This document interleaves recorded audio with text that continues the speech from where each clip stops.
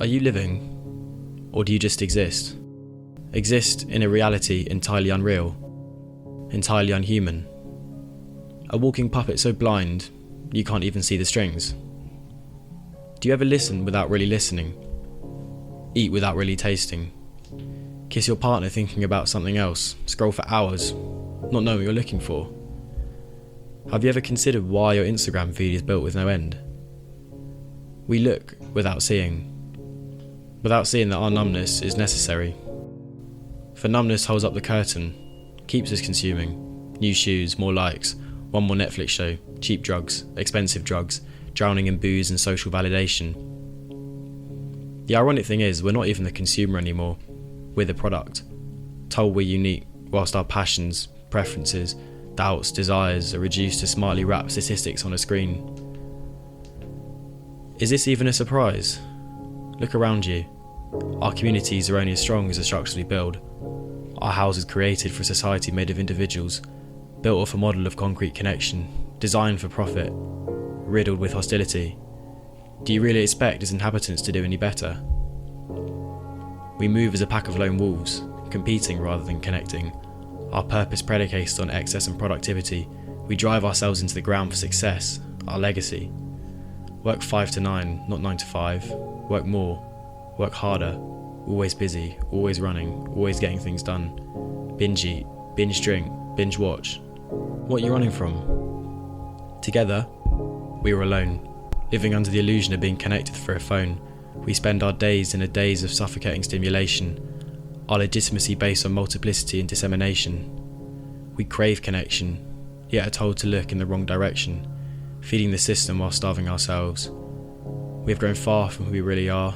The charade we play becoming so real, it swallowed us in the act. So what's behind that curtain? Don't you want to find out? Most of us don't dare to look. Are you scared of what's hiding once the mask is cracked? And this isn't a judgment. We're so good at numbing ourselves, we built a society around distracting, where we spend our whole lives designing the most beautiful disguise, not realising we're just acting. And so where there was once a fire deep within each of us, only ashes now remain, because we don't dare to look or listen to the one beneath the eyes, the one who feels the pain. So who are you really, behind that mask, when no one else is looking? Do you even know? The offstage one, that isn't soothed by the new shoes, the new haircut, the Instagram likes. The one you encounter when your friends and family aren't around, when your phones run out of battery, and you're frantically trying to charge it just so you don't have to listen. The same you this and everyone else. What I'm asking is, who are you behind all these ideas, these labels, limitations? And maybe this is the scariest moment when we realise we don't know. But it's in this solitude, self-reflection, that we hatch the egg of connection, where we dig around in our ashes for the ember. For there is no clarity without confusion, no sound without silence, no light without darkness. It's not the case that numbness must be defeated to activate connection. They are shades of the same spectrum. So dig deep and find what's left of that fire, that one ember. For if we stay closed to the world, we suffocate on our own smoke, the last light dying out into ash. And I'm not saying I have any of the answers, I'm just making a suggestion.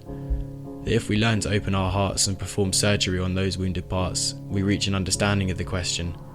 It's about coaxing ourselves out of numbness, learning to connect with the small moments that so strongly they feel large. So put down your phone, pay attention.